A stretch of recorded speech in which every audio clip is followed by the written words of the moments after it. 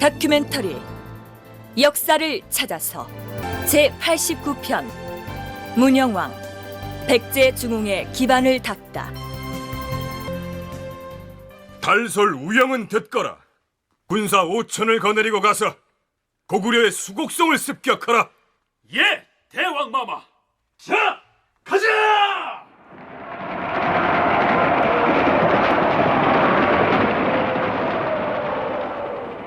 이제 우리 백제는 더 이상 고구려의 공격을 방어하는 데 급급해하지 않을 것이다.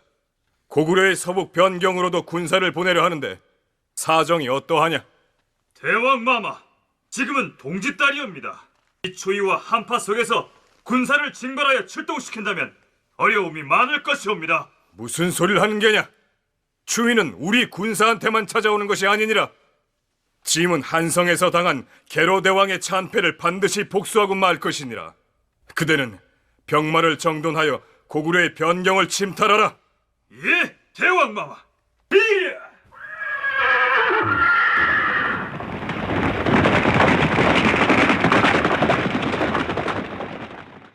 백제의 문영왕은 즉위하자마자 고구려에 대하여 대대적인 군사적 공세를 감행합니다. 지난 시간에 잠깐 언급했습니다만 문영왕이 재위 초기에 고구려에 대하여 선제 공격을 취하고 나선 것은 임금이 전쟁을 지휘함으로써 군권을 확실하게 장악하겠다는 의도가 깔려 있었고, 한편으로는 북진 정책을 추진함으로써 한성에서 웅진으로 남하한 귀족들의 지지를 이끌어내려는 계산이 깔려 있었습니다. 그러나 고구려는 만만한 상대가 아니었습니다.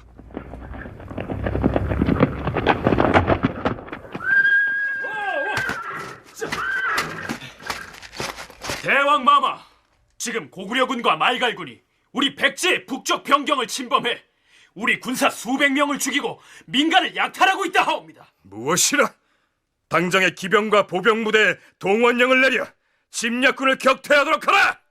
문영왕 재위 초기에는 백제가 고구려에게 선제 공격을 감행했는데 이후부터는 고구려군이 지금이 강원도 쪽에 근거를 두고 있던 예적으로 보이는 말갈군과 더불어서 백제의 영역을 자주 침공합니다. 고구려와 말갈이 마수책을 불태우고 고목성으로 진공하여 오자 왕이 군사 5천을 보내 이들을 물리쳤다. 고구려 장수 고로가 말괄과 짜고 한성을 치기 위하여 횡악 아래에서 진을 치니 문영왕이 군사를 출동시켜 그들을 물리쳤다.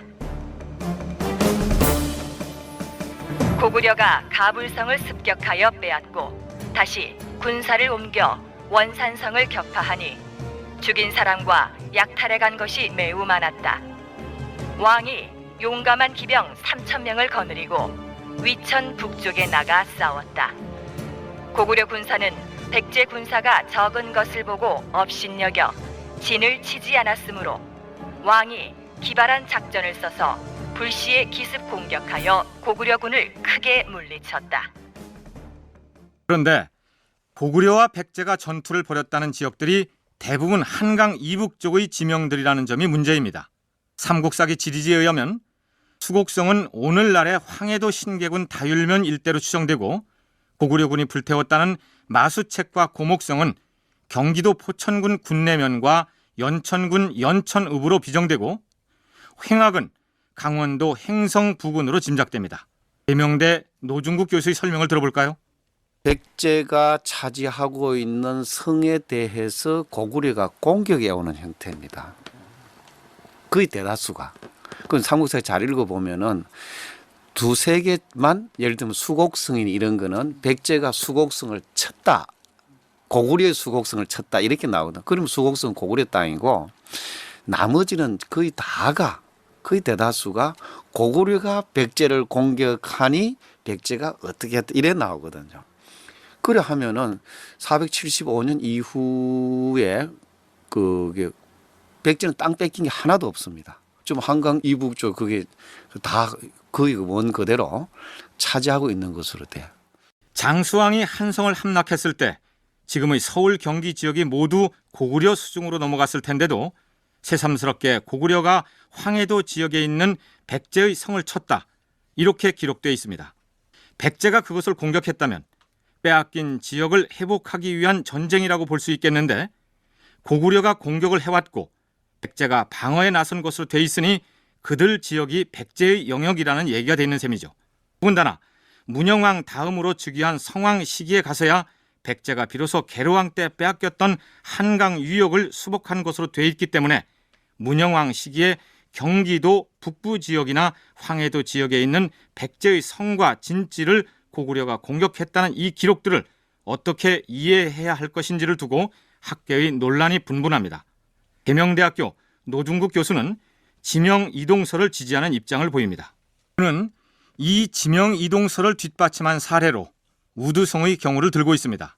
우선 백제 건국 시기에 우두성이 등장하는 삼국사기의 기록을 살펴볼까요?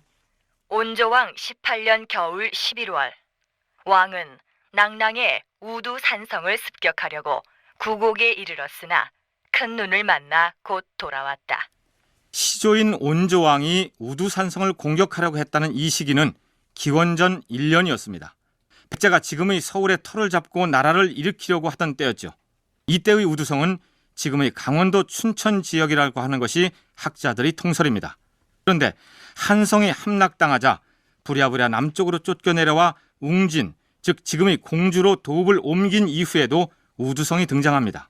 문영왕 즉위 원년 정월 백가가 가림성을 거점으로 반란을 일으키니 왕이 군사를 거느리고 우두성으로 가서 한솔 해명을 시켜 공격하게 하였다. 백가가 나와서 항복하자 그의 목을 베어 백강에 던졌다. 문영왕 즉위년의 기록에서 동성왕을 시해한 백가가 가림성에서 반란을 일으키자 문영왕이 그를 무찌르기 위해 군사를 몰고 출동하여 진을 친 곳이 바로 우두성입니다. 우두성이라는 게 있는데 이게 동성왕 때 쌌습니다. 근데 우두성은 한성 도읍기에는 이게 춘천이라요. 이건 누구나 예외 없이 우두성은 춘천으로 합니다. 그럼 동성왕이 우두성을 쌓았어. 이게 춘천이냐는 거죠. 그럼 왜 아직 설명이 안 되냐? 동성왕이 우두성을 쌓았는데 그 다음에 무령왕이 백가난을 진압할 때 가림성으로 진격을 하는데 그때 어디까지 가냐면 우두성에 와요. 우두성까지 와서 해명을 보내가지고 그 백가를 토벌을 하게 하거든. 그럼 이 우두성이 어디 있었냐면은 가림성하고 크게 멀지 않아야 됩니다. 그럼 가림성이 어디냐면 지금 이제 그 임천에 부여군 임천면에 성흥산성이라. 가림성이 부여군 임천면에 있는 성흥산성이고 우두성 역시 부여군 남면 마정리 우평마을 혹은 부여군 장안면의 원문리에 있었던 것으로 추정됩니다. 그러니까 웅진으로 천도한 다음에 부여 지역에 성을 쌓으면서 옛 한성 도읍 시기에 강원도 춘천 지역에 있던 우두성이라는 이름을 따서 그대로 붙였다. 우두성이라는 지명만 남쪽으로 가져왔다는 이른바 지명 이동설입니다. 내려올 때 개인적으로 올 수도 있지만 경우에 따라서 이제 집단으로 내려올 수 있는 거예요. 내려가 어디 정착을 해야 됩니다.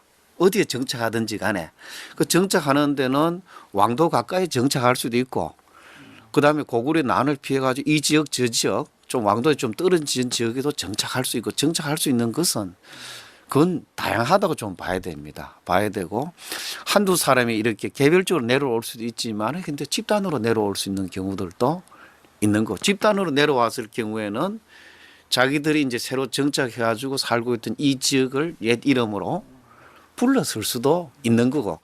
그러니까 이 지명 이동설에 따르자면 문영왕 시기에 백제와 고구려가 싸웠다는 수곡성은 황해도 신계에 있는 그 수곡성이 아니라 수곡성이라는 이름만 따다가 충청도 어느 지역에 새로 쌓으면서 붙인 것이다.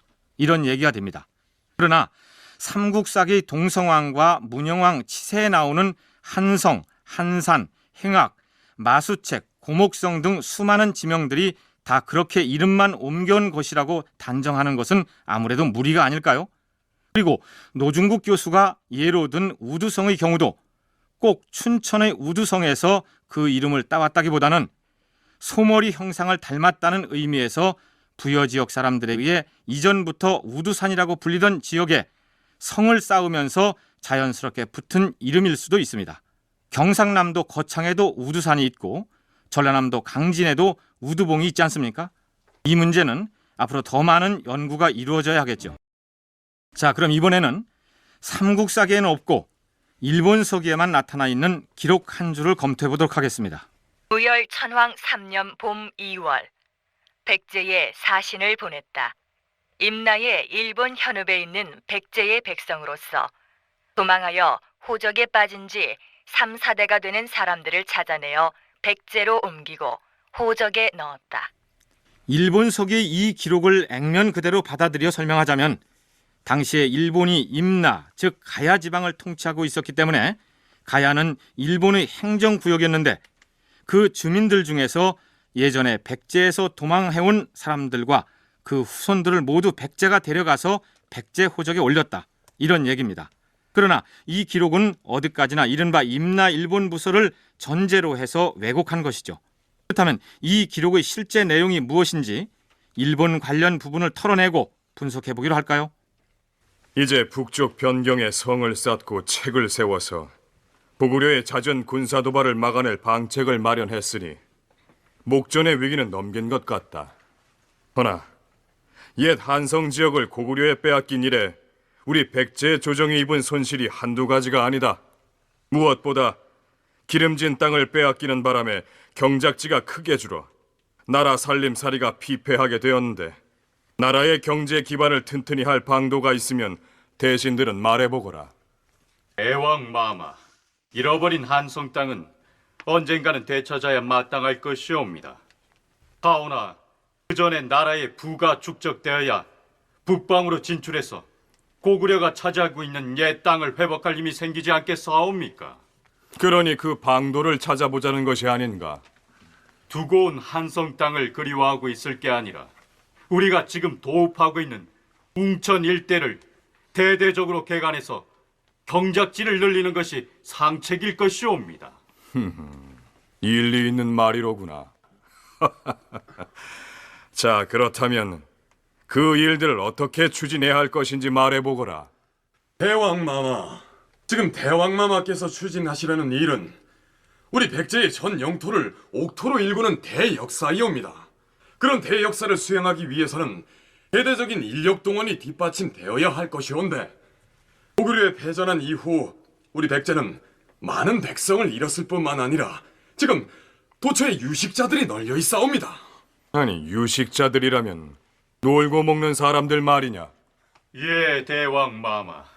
그들은 게을러서 놀고 있는 게 아니라 일을 하고 싶어도 농토가 없어서 떠도는 자들이옵니다. 허허, 그래. 그렇다면 전국의 유식자가 얼마나 되는지부터 파악하도록 하라. 그러니까 요즘의 지명으로 얘기하자면 새롭게 나라의 중심지가 된 금강 유역권을 대대적으로 개발하고 그동안 남쪽 변방이었던 영산강 유역의 토지를 거국적으로 개척해서 농업 생산성을 증대함으로써 경제 강국을 달성하겠다는 야심만만한 국정 지표를 세운 것입니다. 그런데 그런 국가적인 대역사를 추진하는 데 있어서 가장 큰 문제가 바로 노동력 부족이었습니다. 그래서 문영왕이 1차적으로 취한 조치가 바로 유식자를 파악하여 국가 사업에 활용하는 방안이었습니다. 이 부분은 삼국사기에 그 관련 기록이 올라 있습니다. 문영왕 10년 봄 정월 왕이 명령을 내려 제방을 튼튼히 하고 왕도와 지방의 유식자들에게 다시 농사를 짓게 하였다. 한성이 함락당하고 부랴부랴 남쪽으로 내려와서 아직 자기 소유의 토지를 갖지 못한 사람들도 바로 이 놀고 먹는 사람, 즉 유식자 집단에 포함되겠죠.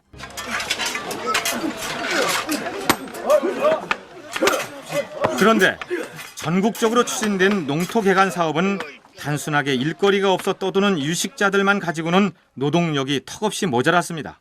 기왕에 만들어졌던 수리 시설이 좀 훼손되거나 그 방치되어 있던 그걸 다시 하게 하는 것도 되고 또 필요한 것을 새로 만들기도 하고 이게 그래서 이게 그 완고 제방이라는 게 이게 제방을 완고하게 했다는 거는 기왕의 것들을 그 다시 이제 수리한 경우도 있고 또 새로 만드는 것도 좀 포괄적으로 봐야 될 거고 이게 어느 특정 지역에만 이게 행해진 게 아니라 전국 단위로 그 행해졌을 것이라는 것.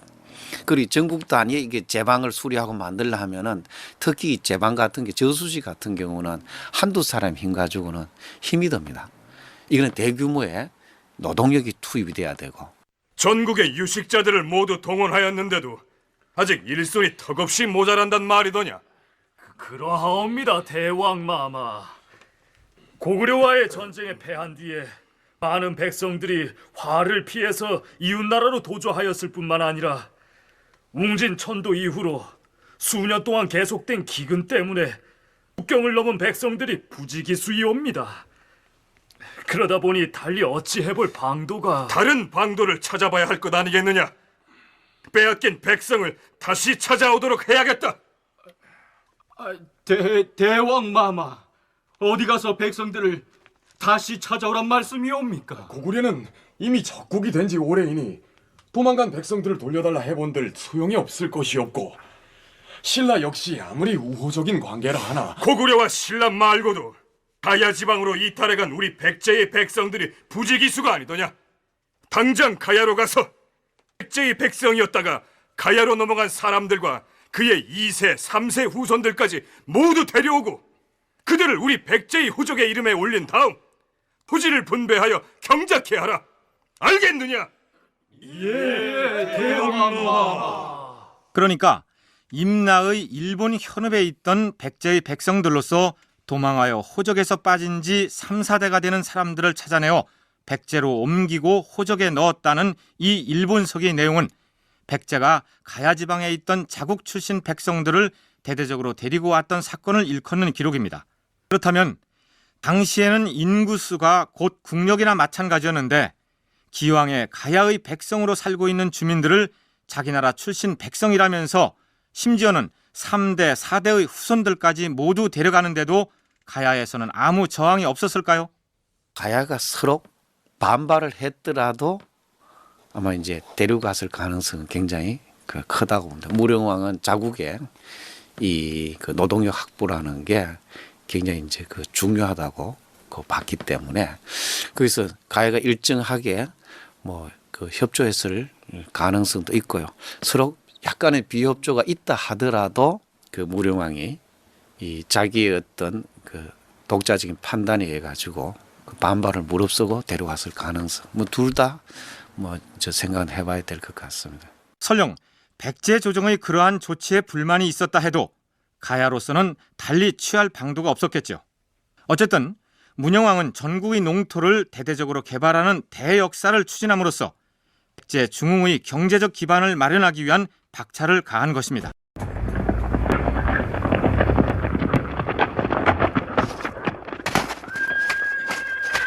대왕마마, 고구려군이 원산성을 침공하여 우리 군사들을 죽이고 약탈을 자행하고 있다 하옵니다. 무엇이라? 아니 되겠다. 이번엔 짐이 직접 나서서 놈들을 토멸할 것이다. 용감한 기병 3,000명을 선발하여 출진 채비를 갖추도록 하라. 문영왕이 제위했던 전 기간에 걸쳐서 백제와 고구려는 북쪽 국경을 사이에 두고 치열한 전투를 벌입니다. 그런데 한 가지 궁금한 것이 있습니다. 바로 이전의 동성왕 때만 하더라도 백제와 신라는 왕실 간의 혼인 동맹을 맺었을 뿐만 아니라 수차에 걸쳐 연합작전을 펼쳐서 고구려의 침공을 물리침으로써 견고한 군사 동맹을 과시했습니다. 그런데 문영왕 시기에는 백제가 고구려와 줄기차게 전쟁을 치르면서도 단 한 번도 신라의 도움을 받았다는 기록이 없습니다. 그렇다면 이전에 맺었던 제라 군사 동맹이 깨진 것일까요? 노중국 교수의 설명을 들어보시죠. 그런데 신라와 백제와 이 동맹 관계라는 것도 이게 이제 상황에 따라 가지고 상당히 좀 공고할 때도 있고 느슨할 때도 있고 때로는 갈등을 일으킬 때도 있고 그래서 일률적으로 설명하기는 어렵다. 다만 이제 고구려 쪽이 압박이 강하면 강할수록 양국 간의 이 관계는 동맹 관계는 훨씬 더 이제 밀착돼지고 그게 좀 덜하면은 느슨해지고 그 속에서 또 갈등도 생기고 이런 게 있습니다. 그런 형태를 좀 봐야 될 것 같고요. 예를 들면 이제 동서 왕이 말년에 보면은 동성왕 말년에 무슨 일이 있었다는 것일까요? 동성왕 23년 7월 4년의 목책을 세워 신라의 침입에 대비하였다.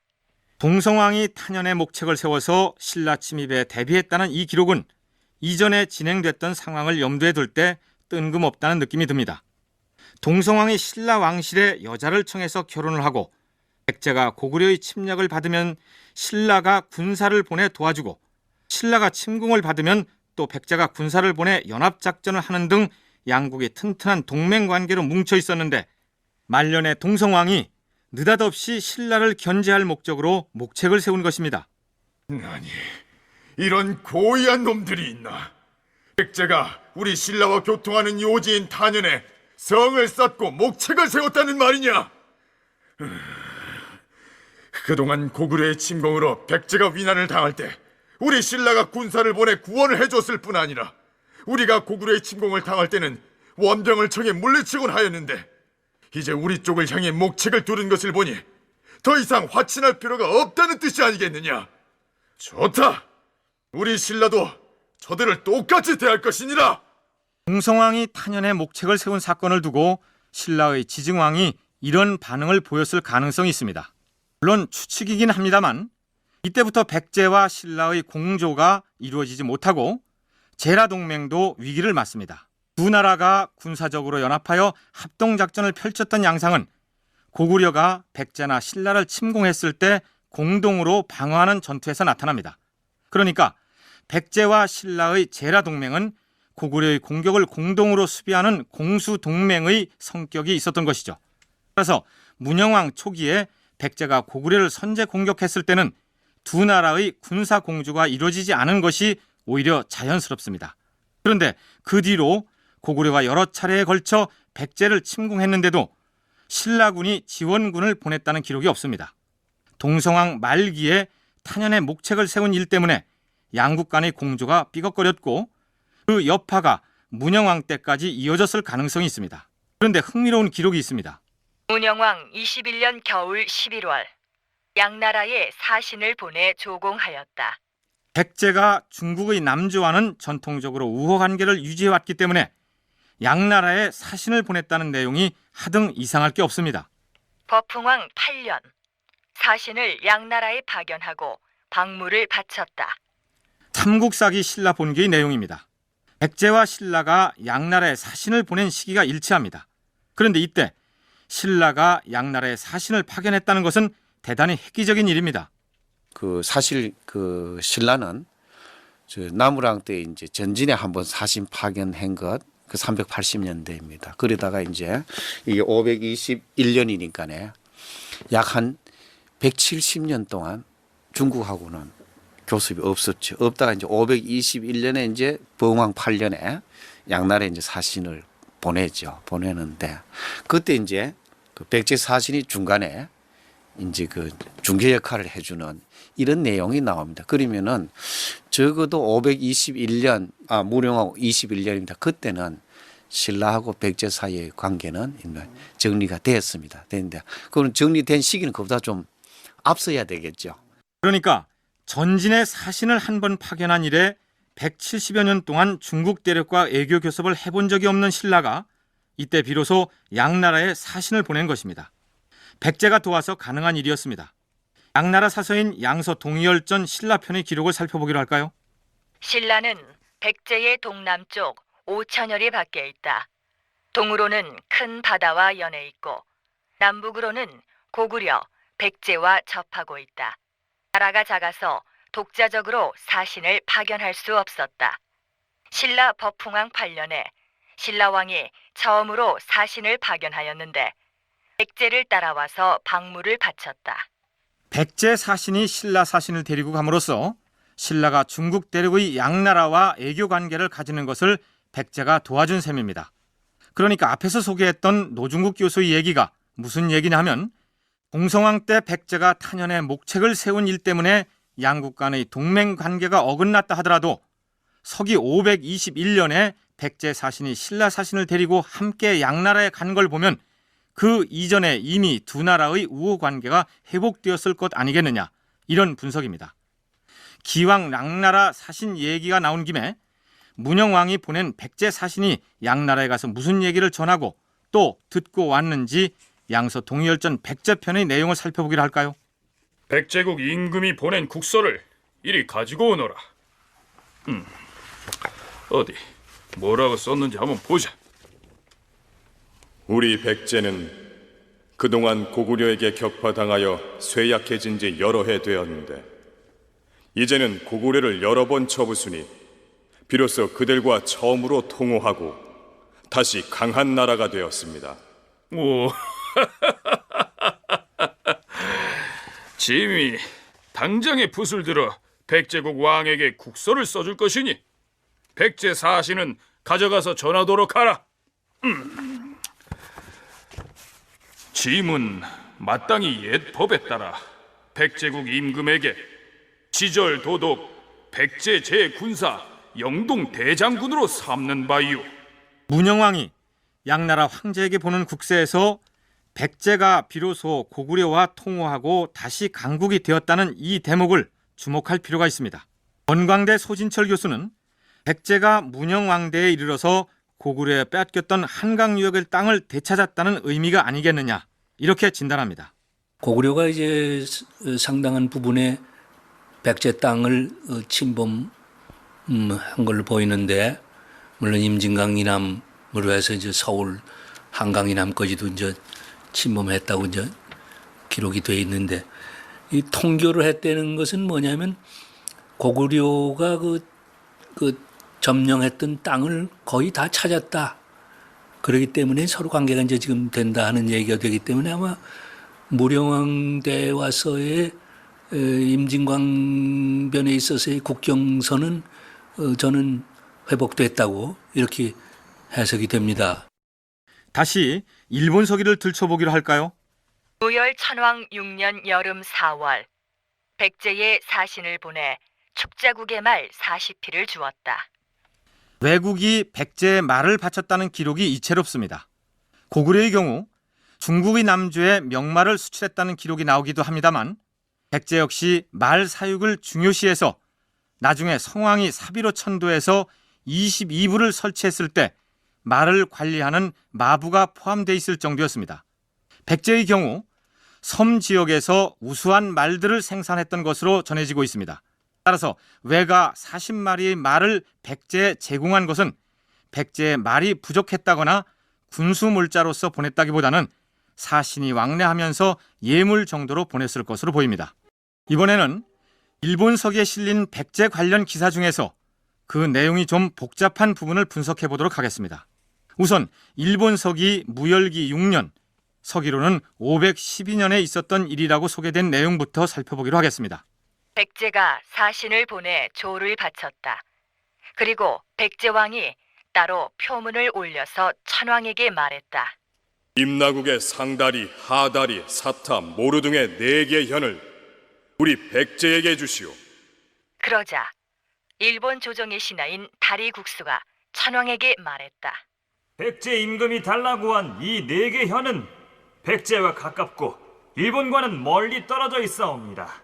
도성으로 통행하기가 쉽고 닭과 개도 어느 나라 짐승인지 구별하기가 어렵사옵니다. 지금 백제에게 주어서 백제와 한나라로 만들면 그보다 더 나은 방책이 없을 것이옵니다. 그러나 땅을 주어 나라를 합치더라도 후세에 또 위험이 있을 것이옵니다. 하물며 경계선을 긋는다면 몇 해 동안이나 지킬 수 있겠사옵니까? 그러자 천왕이 물부대련을 칙령을 전할 사신으로 임명하여 백제 사신이 묵고 있는 객관으로 출발하게 하였다. 그런데 그의 처가 말리고 나섰다. 죽일 대신이 해외에 있는 금은의 나라 고구려, 백제, 신라, 임나 등을 태중의 응신 천왕에게 주었습니다. 그래서 신공 황후는 대신 문의 숭례와 더불어 처음으로 나라마다 관거를 두어 해외에 방패로 한 것이 오래되었습니다. 그런데 만일 땅을 나누어서 남에게 주면 본래의 영역과 달라질 것 아니겠습니까? 당신이 객관에 가서 백제 사신에게 그런 칙령을 전한다면 후세에 두고두고 비난이 계속될 것입니다.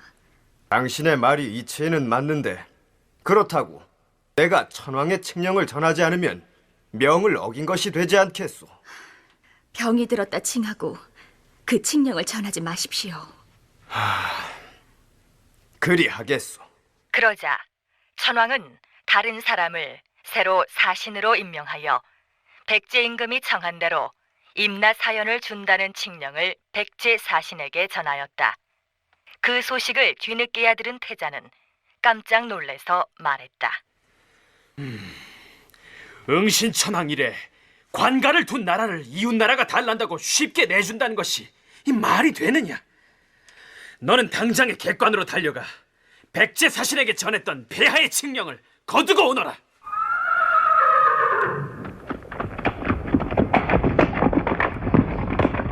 그러나 그 말을 들은 백제 사신은 태자가 보내서 왔다고? 태자의 아버지인 천왕이 한번 직언을 하셨으니 일은 끝난 것이다. 어찌 아들인 태자가 천왕의 직언을 위반하고 망령되게 다시 말하겠느냐? 내가 한 말이 거짓말일 것이다.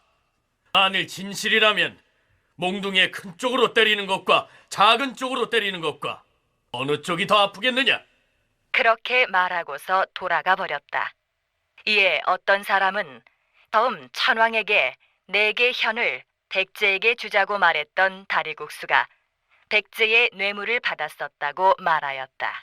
쉽게 말하자면 어느 지역인지는 알 수 없으나 상다리, 하다리, 사타, 모루 등으로 불리우는 한반도에 있던 일본 소유의 4개 현을 백제왕이 달라고 하자 외국 조정에서 이런저런 논란 끝에 백제에게 선물로 줘버리고 나서 뒤늦게 후회하는 소리가 많았다. 이런 내용입니다. 어느 지역을 빼앗아서 백제에게 주었다. 이런 방식의 기록은 일본석의 단골 표현 방식입니다.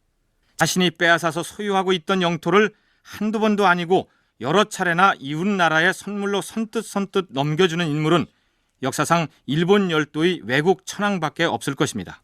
실제 내용은 백제가 그 지역을 차지했는데 일본이 이제 자기 천황 중심의 이 그 사설을 편찬을 하면서 백제국을 자기의 조공국으로 보고 그래가지고 그 땅을 마치 천황이 조공국한테 하사해 준 것처럼 이렇게 왜곡을 시켜놓은 것이죠. 그러니까 그 본래 실제의 모습은 백제가 그 지역을 차지를 한 겁니다. 그러면서 상다리, 하다리, 뭐 사타, 모루 요 사현을 백제가 차지한 건데 일본서기는 마치 외왕이 하사한 거 준 것처럼 왜곡시켜 놓은 거고. 그러니까 일본 서기의 편찬자들은 자신들이 임나에 일본부를 두고 한반도를 지배했었다는 설득력 없는 전제를 설정해 두고 백제나 가야와 관련된 일들을 기술할 때마다 있지도 않았던 이야기들을 꾸며서 분치를 한 것입니다. 자, 그러면 여기서 일본 서기 편찬자들이 그럴듯하게 만들어서 덧붙인 이야기를 털어내고 나면 어떤 역사적 진실이 남을까요?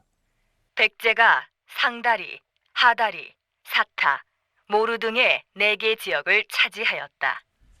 요지는 이처럼 간단한데 문제는 이들 지역이 어디냐 하는 점입니다. 일본서기 한국관계기사 연구를 저술한 고려대 김현구 교수팀의 분석에 의하면 상다리와 하다리는 전라남도 영산강 동쪽 지역으로 비정하고 사타는 전라남도 구례군으로 그리고 모루는 전라도 서부의 영광과 무안 혹은 전라북도의 고창 지방으로 추정했습니다. 그러나 이때는 이미 6세기 초에 해당하는데 백제가 영산강 유역을 이 시점에서야 차지했다면 그 이전에는 백제의 영토가 아니었다는 얘기가 되기 때문에 설득력이 떨어진다는 지적이 만만치 않습니다. 함나에서 조세와 공납을 바치지 않는다 하여 왕이 탐나를 치려고 직접 군사를 이끌고 무진주에 이르니 탐나에서 소문을 듣고 사신을 보내 사죄함으로 중지하였다. 동성왕 20년, 그러니까 상다리, 하다리, 사타, 모루 등의 4개 지역을 차지했다는 512년보다 12년이나 앞선 시기의 기록입니다. 이때 이미 지금의 광주광역시인 무진주가 백제 땅이었고 바다 건너 탐나까지 백제의 영향력 아래에 있었으니 전라남도 남해안 일대까지 모두 백제의 지배를 받고 있었다고 봐야겠죠. 그렇다면 앞에서 소개한 그 4개 지역은 어디일까요? 우선 일본 서기에 등장하는 또 다른 기록 하나를 검토해 보겠습니다. 조정에서 백제와 사라, 안나, 반파의 대표들을 불러 모아놓고 칙을 선포하여 기문과 대사를 백제국에 주었다. 여기서 사라는 신라를 지칭하는 것으로 보이고 안라는 경남 함안에 있었다고 추정되는 가야의 한 나라로 보입니다. 반파국을 두고는 거제의 장생포로 보기도 하고 합천으로 보기도 합니다. 외국의 왕이 이들 세력의 대표들을 불러 모아놓고 기문과 대사라는 땅을 백제에게 주도록 칙령을 내렸다고 했는데 그 부분은 말이 안 되니까 무시하기로 한다면 백제가 기문과 대사를 차지했다는 얘기가 됩니다. 백제가 차지했다는 기문은 전라북도 남원 임실 지역을, 그리고 대사는 경남 하동이라는 데 학자들의 의견이 일치합니다. 이들 지역이 섬진강 유역이라는 얘기죠. 그렇다면 앞에서 거론했던 상다리, 하다리, 사타, 모루 등 4지역 역시 섬진강 유역의 가야 지방일 가능성이 크다. 노중국 교수의 생각이 그렇습니다.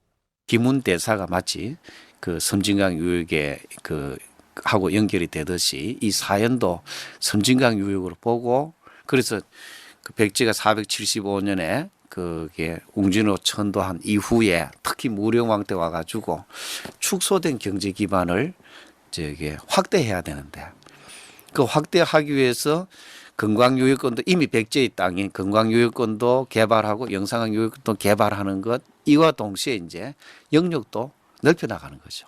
그 넓혀 나갈 때 제일 이제 쉽게 뻗어 나갈 수 있는 곳이 상대적으로 힘이 약한 가야 쪽입니다.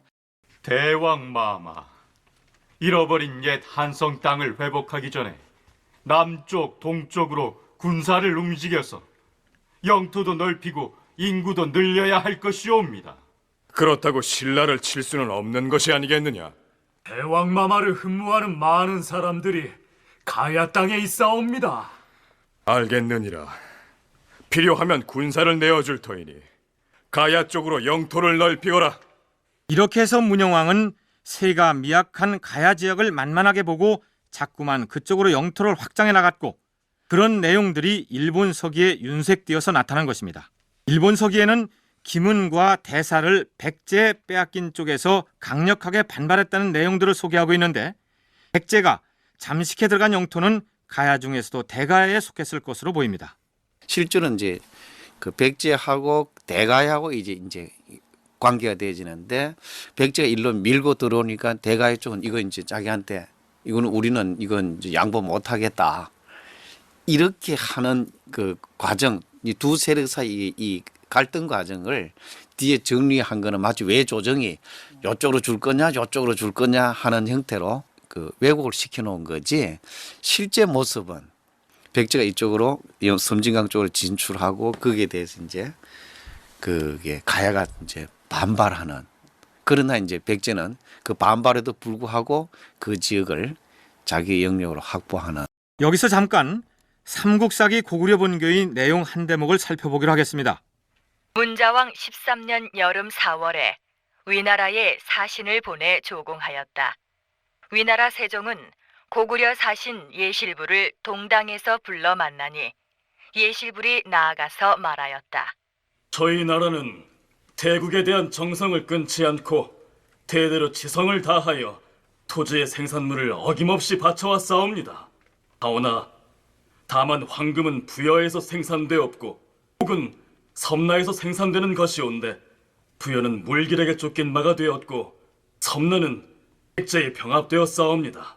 이 두 물건을 폐하의 창고에 바치지 못하는 까닭은 실로 이 두 도적 때문이옵니다. 이때가 서기 504년이었습니다. 백제로 치면 바로 문영왕 시기죠. 고구려 사신 예실불은 위나라에 그동안 바쳐오던 옥을 이제 더 이상 바칠 수 없게 된 것은 옥 생산지인 섬나를 백제가 병합해버렸기 때문이라고 얘기하고 있습니다. 그렇다면 백제가 이때를 전후하여 병합했다는 섬나는 어디를 가리키는 말일까요? 제야사학자 박영규는 그의 저서 백제왕조실록에서 일본서기의 이른바 기생반숙리의 관련 내용과 연관이 있다고 주장합니다. 내용은 이렇습니다. 현종 천왕 3년 기생반숙리가 임나를 점거하고 고려와 교통하였으며 서쪽에서 장차 사만의 왕노릇을 하려고 관부를 정비하고 스스로 신성이라 칭하였다. 임나의 좌로 나기타 갑배 등이 계략을 써서 백제의 정막 이해를 이림에서 죽이고 대산성을 쌓고 동도를 지켰다. 식량을 운반하는 나루를 끊어서 군사들을 기아에 빠지게 하였다. 백제왕이 크게 화를 내어 군사를 보내 대산을 쳤다. 이 기록은 백제 동성왕 9년에 일어났던 사건입니다. 그런데 박영규는 이때 백제가 장악한 임나라는 곳이 바로 섬나이며 원래는 가야에 속한 땅이었다고 적고 있습니다. 그런데 노중국 교수는 기생반숙례의 반란 사건과 섬나는 전혀 관련이 없는 것으로 분석합니다.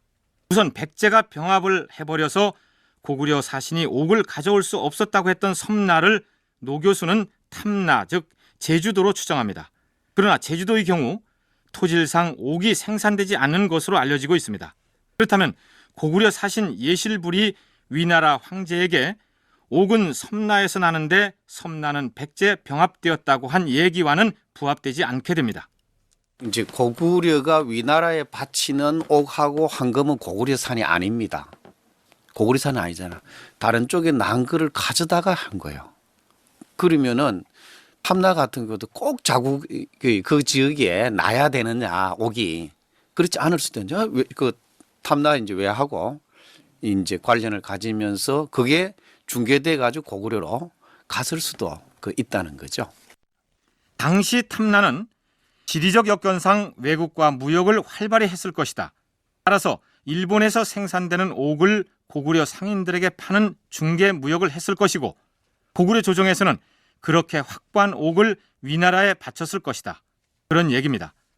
그러다가 백제의 웅진천도 이후 탐나가 백제의 지배에 들어가게 되자 백제는 적대적인 관계에 있던 고구려와 탐나의 교통을 막았을 것이라는 분석입니다. 그렇다면 임나에서 기생반숙례가 반란을 일으켰다는 일본서기 기록을 노중국 교수는 어떻게 보고 있을까요?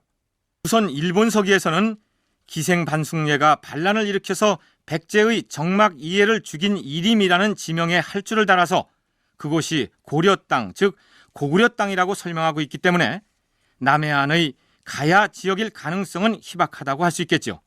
이 일임을 두고 전라북도 임실이라고 주장하는 사람도 있고 충청남도 예산읍이라고 주장하는 견해가 있는데 임실의 경우 당시 고구려가 전라북도까지 진출했다고 보기 어렵기 때문에 예산 쪽이 설득력이 있다는 게 노중국 교수의 분석입니다. 그때 그 자리 잡은 게 이제 예산 쪽에 그 자리 잡고 있었다는 거죠. 이게 이제 고구려하고 연동하면서 중앙정부에 반란을 일으켜 가지고 이제 고구려의 도움을 받아서 그 백제인을 죽이고 그다음에 백제 상당히 저항을 그게 하기 위해서 이제 성도 대산성도 쌓고 그다음에 이제 군량길도 막고 뭐 이렇게 했다가 백제군의 공격을 받아가지고 이제 깨져버린 뭐 그것을 이런 형태로 정리한 게 아니냐 이렇게 설명을 하고 있는데 일임을 예산업으로 본다면은 그것도 한번 고려해 볼 만한 견해가 아닌가 이렇게 생각을 합니다. 따라서 이 사건과 삼국사기 고구려 본기에 나오는 섬나 관련 기록은 상관이 없다는 얘기죠. 일본 서기 개체천왕 7년, 서기로는 513년 8월의 기록을 보면 전후 설명 없이 백제 태자 순타가 죽었다는 내용이 올라 있습니다. 이 시기 백제 태자라면 문영왕의 맏아들이라는 얘기일 텐데 그렇다면 문영왕 다음에 백제의 임금이 되는 성왕은 문영왕의 맏아들이 아니라는 얘기일까요? 같은 일본 서기 9년 전과 8년 전의 기록을 보면 이런 내용이 나오죠. 무열 6년 겨울 10월 백제국이 만화군을 보내어 조를 바쳤다. 천왕은 백제가 해가 지나도록 조공의 직무를 닥지 않았다 하여 붙잡아두고 보내지 않았다. 무열 7년 여름 4월 백제왕이 사하군을 보내어 조를 바쳤다. 따로 표를 올려서 말했다. 전에 조를 바친 만화는 백제 군주의 골족이 아닙니다. 그러므로 사하군을 보내어 조정을 섬깁니다. 라고 하였다. 드디어 아들이 있어 법사군이라 하였는데 그가 곧 외왕의 선조이다. 여기 나오는 백제 왕실의 골족 사하군이 곧 순타였다는 것이 소진철 교수의 설명입니다. 사하군, 법사군 그러고 이어지는 게 지금 고야실립의 이제 가계로 이렇게 이어져 가지고선 일본 천왕이 일본 역사상 처음으로 일본의 옛날 천왕 아무개의 어머니는 백제왕의 손녀다. 이런 걸 얘기를 했는데 이것은 일본에서 그런 그 얘기를 했던 예가 없고 할 수도 없는 것이 일본의 실정이었던 겁니다. 그러니까 기록대로라면 문영왕의 맏아들이었던 당시 백제의 태자는 사군이었는데 불교식 법명이 순타였다. 순타는 죽기 전에 아들 하나를 두었는데 그가 법사군이다. 법사군은 나중에 딸을 낳게 되는데 그 딸이 현재의 일본 천황의 직계 조상인 환무 천황의 어머니 고야실립이다. 이렇게 정리가 됩니다. 백제하고 외의 관계라 하는 게 단순한 외교 관계 이상의 어떤 그 인적인 교류 또 결합 이런 관계 상당히 그 많이 행해지지 그게 않았을까 이렇게 이제 봅니다. 아까 이제 사군이 그 만화군 대신에 보내진 사군이 이제 골족이라 하는 것, 이 골족이라는 데 왕족이라는 그 얘기이고 왕자도 결국은 왕족 중에 이제 왕과 가장 가까운 이제 그 사람인데 왜 보내졌다고 하는 거는 이제 양국 간의 그런 그 교류가 당시 백제와 외의 관계가 단순히 나라와 나라 사이의 애교 관계를 맺고 또 우호 협력 관계를 유지하는 그런 관계가 아니라 더 밀접하고 특별한 관계였을 것이다. 소중국 교수의 설명이 이러한데 소진철 교수는 지난 시간에 소개한 대로 아예 당시 일본 열도의 외라는 나라가 백제의 제후국이었다고 주장합니다.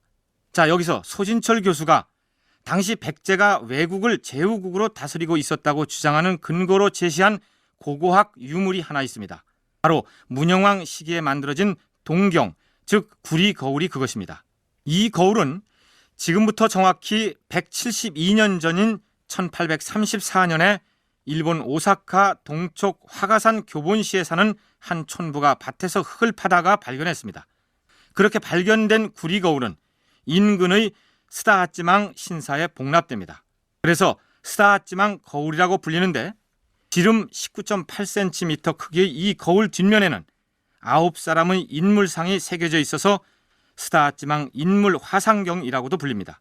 무엇보다 이 거울 가장자리에 빙 둘러가며 48자의 글자가 새겨져 있는데 이 글자가 한자도 손상을 받지 않고 다 읽을 수가 있는 글자가 되기 때문에 일본서는 이것을 제일 중요한 그 유물로 지금 봅니다. 그래 일본 현재는 일본 국보 제2호라고 그렇게 중요한 유물로 지금 간주하고 있는데 이것은 원래가 어디 신사에 보존이 돼 있던 건 모양입니다만 일본도 이 신사나 고군에 있던 물건들이 한때는 많이 파헤쳐져 가지고선 바깥으로 유출이 되고 했던 겁니다.